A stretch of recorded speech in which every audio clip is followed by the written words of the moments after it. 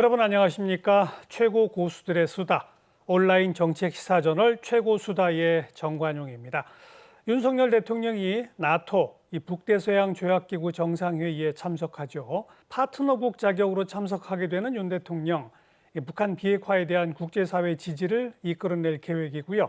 또 한미일 3국의 정상회담을 비롯해서 모두 14건의 외교 행사를 치르고 서방 국가들을 상대로 세일즈 외교도 벌일 예정입니다. 국제 외교 무대 데뷔전을 치르는 윤석열 대통령, 나토 정상회의 참석의 의미는 무엇인지 오늘 살펴보도록 하겠습니다. 오늘도 구독, 좋아요 눌러주시고요. KTV 최고수다 출발합니다. 함께 얘기 나눌 분들 오늘도 장해찬 시사평론가 나오셨습니다. 어서 오십시오. 안녕하세요. 그리고 국립외교원 미주연구부의 민정훈 교수를 모셨습니다. 교수님 어서 오십시오. 예, 안녕하십니까. 이 나토가 2차 대전 끝나고 유럽과 미국이 함께 만든 그런 기구죠? 예, 그렇습니다. 어떤 그 기구죠? 북대서양 그 조약 기구죠. 그래서 근데 이것은 다른 뭐 경제 협의체라기보다는요. 그 전형적인 집단 군사 동맹 시스템입니다. 안보를 위한 그 어떤 다자 모임이라고 이렇게 볼 수가 있겠고요. 예. 뭐 잘 아시는 것처럼 2차 세계대전이 끝나고 이제 미국과 소련이 이제 그 강대국으로 부상을 했잖아요. 냉전 시대 그렇죠. 시작. 이제 이념이 이제 그 이념 대결을 하기 시작하면서 소련을 중심으로 해서 동유럽 국가들이 뭉쳐서 공산주의이 만들어졌고 그거에 이제 대항하는 개념이 이제 이게 나토가 되는 거죠. 그래서 미국 중심 뭐 캐나다라든지 서방 국가들이 모여서 이제 만든 그런 다자 안보 동맹 시스템인데요. 원래는 한 12개 국이 창설 멤버로 이제 그 만들어졌다가 시간이 지나면서 이제 30개국으로 이제 확대가 됐습니다. 그렇죠. 그리고 이제 요즘 주목을 받는 것은 우크라이나 사태가 터진 이후에 이제 그 북유럽이라고 할 수 있죠. 뭐 스웨덴이라든지 핀란드가 그 러시아에 항상 그 근접해 있어가지고 안보 위협을 받는. 그러나 러시아와의 관계, 러시아의 침략 가능성 때문에 항상 우려해서 어떤 서유럽과 좀 거리를 둘 수밖에 없었던 중립 국가를 선언했다. 그렇죠. 그 나라들이 이제 그 나토에 가입하겠다 이렇게 이제 선언함으로써 이제 안보 지형, 유럽의 안보 지형이 변하는 모습을 보여주고 있고 이것을 굉장히 러시아가 민감하게 반응을 하고 있기 때문에 이 부분 우리가 좀 주목을 해봐야 된다. 우리나라 정상이 나토 정상회의에 참석하는 건 이번이 처음이잖아요. 네, 그렇습니다. 참석하기로 결정한 배경은 뭐라고 보세요? 그러니까 아무래도 이 부분이 굉장히 좀 주목을 받고 있는 부분인데요. 이제 그 대통령실에서 얘기한 세 가지 의미가 뭐냐면 자유민주주의 기반은 가치 연대를 강화하는 것, 포괄적 안보 기반을 구축하는 것, 그다음에 신흥 안보에 대한 효과적인 대응을 모색하는 것 이 부분이겠는데요. 이 부분을 종합해 보면 나토 정상회담에 저희가 초청을 받고 여기에 우리가 참석하는 것이 우리의 국익을 대변하는데 플러스가 된다. 이런 판단을 한 것 같아요. 무엇보다 주목해야 될 부분이 신흥 안보라든지요. 포괄적 안보 이런 얘기 하는데 이게 전통적인 군사 안보 이런 부분보다 경제 안보라든지 기술 동맹. 경제와 기술을 포함한. 그렇죠. 그리고 이제 유럽 국가들이 갖고 있는 그러한 잠재력이라든지 기술 경쟁이 굉장히 큽니다. 알겠습니다. 그렇기 때문에 그런 부분에서 우리에게는 플러스 되기 때문에 어떤 그 안보 부분에서의 어떤 중국의 어떤 민감성을 고려해서라도 하고서라도 이제 참여하는 것이 훨씬 더 이득이 많다 이렇게 판단한 것 같습니다. 윤 대통령 이제 국제 외교 무대 첫 등장 아니겠습니까? 네. 그리고 나토 정상회의 전체 회의에서 연설도 할 예정이라고 그러더라고요. 네. 연설할 내용이 이미 좀 보도가 됐죠? 네, 연설 시간이 그렇게 길지는 않은 것으로 알려지고 있습니다만 2006년부터 한국과 나토 같은 경우는 글로벌 협력 관계를 구축하고 있다고 합니다. 그럼 그동안 이 대한민국과 나토가 어떤 협력의 성과를 내고 있었는지 그리고 앞으로 어떤 분야에서 더욱더 협력에 박차를 가해야 하는지에 대해서 줄을 이뤄 말씀을 하게 될 것 같고요. 또 한반도 안보 상황 같은 경우도 결코 낙관할 수만은 없지 않겠습니까? 북한의 핵실험 징조가 계속해서 포착되고 있는 이 위기 상황이라고 말해도 과언이 아니기 때문에 한반도 비핵화에 대한 나토를 비롯한 여러 세계 주요 국가들의 끊임없는 관심과 지지 이 부분에 대한 호소도 연설에 담길 것 같습니다. 특히 한미일 3국의 정상회담이 열려요. 한미일 정상회담 역시 제일 큰 의제는 북핵 문제가 되겠죠? 그렇습니다. 아무래도 3국 간의 정상회담이니까요. 그 3국의 관심사를 모두 관통할 수 있는 공통 의제가 들어와야 되겠죠. 그것이 이제 북핵 문제가 될 겁니다. 예. 이제 미국은 주요 핵심 동맹인 일본과 한국의 방위 그리고 주둔미군의 안위를 위해서 북한 문제를 다루는 게 굉장히 중요하고요. 뭐 한국하고 일본은 당사자고 그다음에 그 인접국이기 때문에 북한 문제에 대해서 굉장히 민감하게 그리고 적극적으로 다뤄야 되는 부분이 있으니까 아무래도 한국과 미국의 공조를 통해서 북한 문제를 다루고 있기 때문에 이 부분에서는 일본이 가장 애가 탈 거예요. 예. 왜냐하면 아무래도 일본이 그 북한의 단거리 탄도미사일의 어떤 사정관에 있으면서도 그렇죠. 아무래도 어떤 한국과 미국 간의 어떤 군사적 공조로서 이제 북핵 대응을 하기 때문에 일본에 있어서는 굉장히 좀 의지할 수밖에 없는 상황이 있거든요. 그러니까 그런 부분에서 자국민들의 어떤 안보 불안이 있기 때문에 네. 그 부분을 북측하기 위해서 한미일 삼각 공조가 필요할 거고요. 미국 측 입장에서는 북핵과 더불어서 아무래도 대중국 견제를 위해서 영내 핵심 동맹인 한국과 일본이 함께 잘 협조하는 그런 모습을 보이는 게 중요하겠죠. 예. 그리고 이제 한국 입장에서도 말씀드린 것처럼 북핵 문제라든지 어떤 한미 동맹을 기반으로 해서 우리의 역량을 자꾸 역량을 투사하는 게 이번 정부의 가장 중요한 외교 목적이기 때문에 네. 이 부분은 또 부합이 되고요. 그리고 한일 관계를 좀 관리해야 되는 부분에 대해서는 한국과 일본 모두 공감하는 부분이 있기 때문에 그 출발점이 한미일 삼각 그 정상회의다 이렇게 볼 수 있겠습니다. 근데 이제 파트너국으로 우리와 일본이 동시 초청이 됐고 일본 정상도 오기 때문에 차제에 바이든 대통령이 와서 한미 정상회담을 했지만 차제에 유럽에서 한일 간의 단독 정상회담을 열릴 수도 있지 않느냐라고 했는데 이건 무산됐습니다. 네, 양국의 정치적 상황이 어느 정도 영향을 끼치게 된 것 같습니다. 지금 일본 같은 경우는 매우 중요한 전국 선거를 앞두고 있기 때문에 기시다 총리 입장에서 우리 윤석열 대통령을 만나서 뭔가 유화적인 메시지를 내는 것이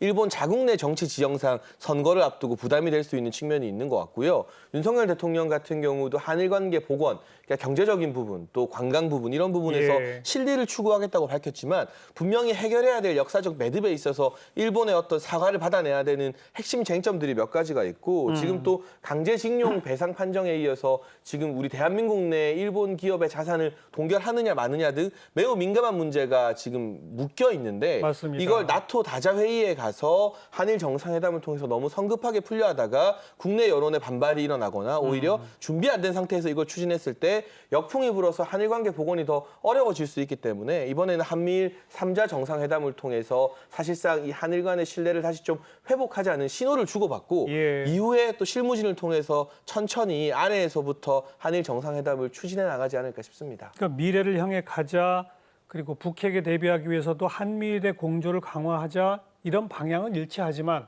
한일 양국 간의 과거사 문제를 어떻게 풀 것이냐는 아직 답이 없는 거죠.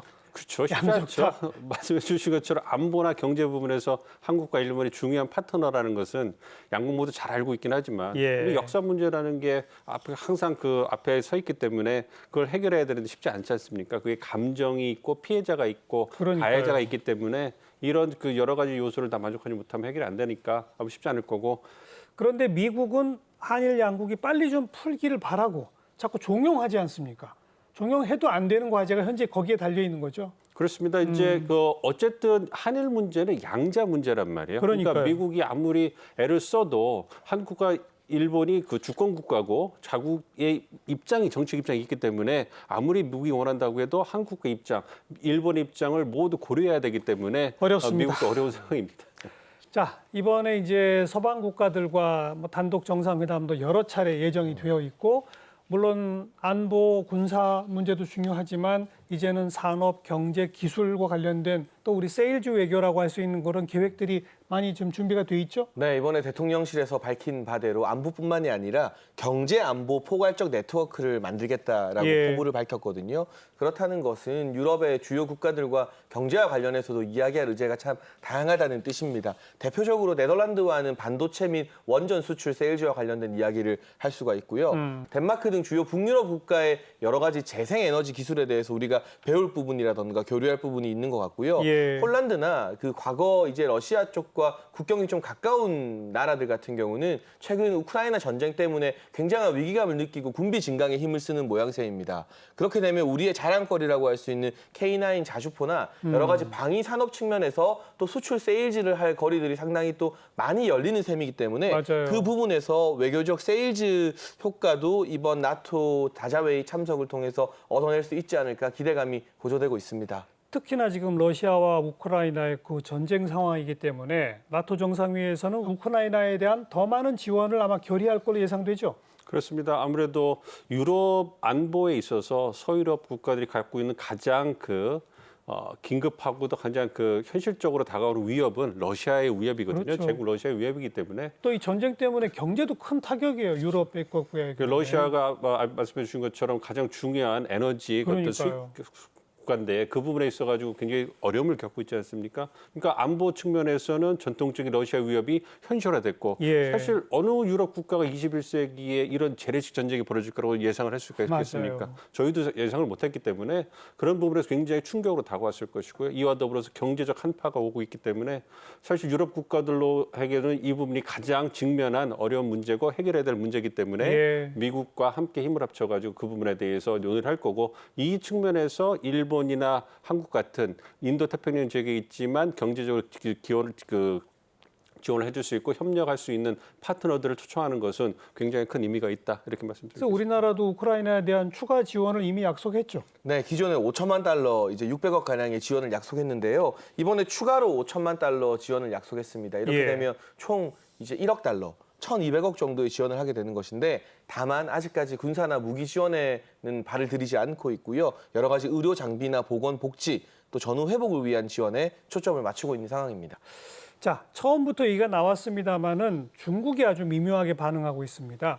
북대서양 유럽 중심의 나토인데 아시아 태평양까지 전략 개념을 넓히는 거는 결국 중국 우리를 겨냥한 거 아니냐. 이래서 대통령실도 그래서 대통령 출발 전에 중국을 의식한 그런 발언을 내놓았죠, 이미. 네, 이번에 나토의 파트너국으로 참여하는 것이 뭐 반중이나 반러 노선을 가겠다는 뜻은 아니다라고 대통령실 해명이 있었는데요. 실제로 지금 대통령실 안보실 산하의 경제안보비서관 자리가 신설되지 않았습니까? 굉장히 중요한 자리인데 예. 여기에 임명된 왕윤종 비서관 같은 경우는 기업에서 내내 중국과의 교역만 해왔던 중국 전문가예요. 그러니까 결코 중국과의 무역이나 관계를 소홀히 하는 것은 아니다. 그랬다면 경제안보비서관이라는 중책에 중국통을 임명할 이유가 없었겠죠. 그런 점에 있어서 지금 자유민주주의 가치연대의 중요성을 강조하고 있는 것이지 예. 이렇다고 해서 일방적으로 뭐 중국과 선을 긋거나 탈중국화 뭐 이런 걸 시도하겠다는 것은 아니라는 원론적인 입장을 또 내비쳤습니다. 하지만 지금 또 러시아의 우크라이나 침공까지를 포함해서 그렇지 않아도 21세기의 가장 큰 경쟁인 미국과 중국의 패권 경쟁이 바탕에 깔려 있는데 러시아까지 이러다 보니까 이제는 중러 또 서방 이런 신냉전 쪽으로 가는 거 아니냐라는 해석들이 지금 많습니다. 분명히 그런 조짐을 보이고는 있죠, 현재 상황이. 그렇죠. 그러니까 그래서 신냉전이라고 얘기를 하는 겁니다. 뭐 과거 냉전처럼 두 개의 진영이 아니고요.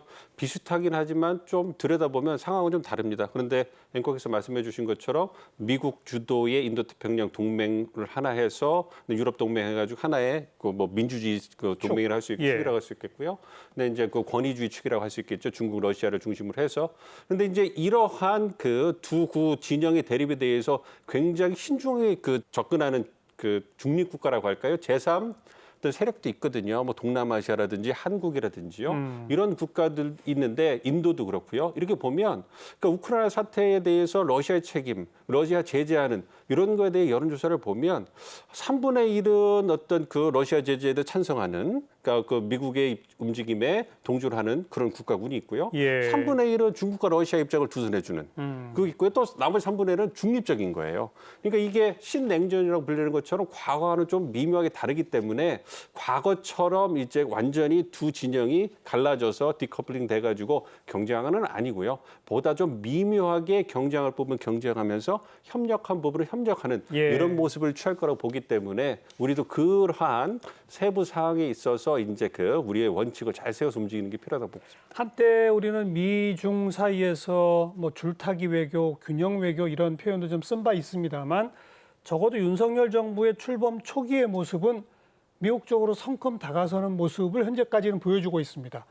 앞으로 한중 간에 또 한러 간에, 한러야 뭐 아직 전쟁 중이니까 당장은 어렵겠습니다만 한중 간에 또 새롭게 뭔가 좀 해야 할 필요는 있겠죠. 근데 예를 들면 이 과거 정부에서 이 미중 사이의 전략적 모호성이라는 단어를 강조했다면 윤석열 정부에서는 예측 가능성이라는 단어를 선호하는 것 같습니다. 이건 우리는 이제 한미동맹 강화 그리고 자유민주주의 가치 연맹 중심에서 예측 가능한 외교를 하겠다. 중국도 우리의 입장을 어느 정도 이해하고 예. 이 선 위에서 우리와 대화와 뭐 교역을 하자, 타협을 보자라는 것 같은데 일단 지켜봐야겠습니다만 처음부터 우리 입장을 분명하게 밝혀놓고 이 노선 위에서 외교적인 어떤 중국과의 접촉을 시도해 나가는 것이 예. 오히려 중국 입장에서도 반발을 덜하게 되는 방안이 아닐까 이런 생각을 지금 대통령실에서는 하고 있는 것 같기 때문에 여기에 추후 나토 회의 참석 이후 중국의 외교적 메시지나 우리와 이 중국 사이의 뭐 한중 정상회담 추진 속도 등을 봐가면서 여러 가지 기류 등이 또 더 파악이 될 것 같습니다. 그렇습니다. 뭐 다들 말씀해 주신 것처럼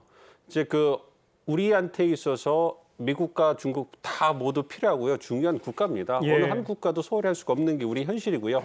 근데 과거에는 전략적 모호성이라고 하는 부분에 있어서 그거를 좀 내세우고 우리의 입장을 좀 신중하게 보여도 괜찮은 그런 국제 환경이었어요. 예. 그렇지만 미중 경쟁이 이제 심화되면서 미국이 분명하게 동맹국들에게 줄을 서라라고 요구를 하고 있기 때문에 더 이상 전략적 모호성을 우리가 취할 수 없는 거죠. 어렵다. 그래서 그렇기 때문에 우리가 이제 전략적 모호성을 전략적 자율성 그리고 국익 중심의 외교, 국익 우선 외교를 추구하겠다. 이렇기 때문에 아무래도 우리가 국익 우선 외교를 추구하는 데서 핵심이 되는 부분은 한미 동맹이 되기 때문에 예. 한미 동맹을 증언하고 강화하는 움직임을 먼저 보여주고 있기 때문에 미국 쪽에 가까이 가는 모습이 보여주고 있지만 그렇다고 해서 우리 정부가 이제 한중 간의 관계를 소홀하거나 절대 그럴 수 없습니다. 그렇기 때문에 말씀해 주신 것처럼 예. 한중 정상회담이라든지 이런 걸 통해 가지고 중국과의 관계를 관리하는 그런 세심한 그리고 정교한 외교 행보를 보일 거다 이렇게 기대를 하고 있습니다. 한미 간은 동맹이고 한중 간에는 전략적 동반자 관계예요. 사실 표현상으로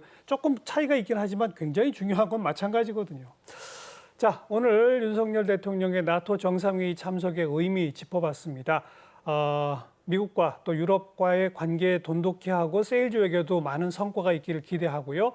추후에는 이 한중 관계를 또 어떻게 풀어나갈 것인지 또 아직 과거사 문제가 남아있는 한일 관계는 어떻게 풀어나갈 것인지 이 과제도 꼭 풀어야 할 숙제가 남아있는 것 같습니다. 민 교수님 또 장혜찬 씨 수고하셨습니다. 고맙습니다. 최고 수다 오늘 여기서 마무리 짓고요. 다음 시간 또 찾아뵙겠습니다. 안녕히 계십시오.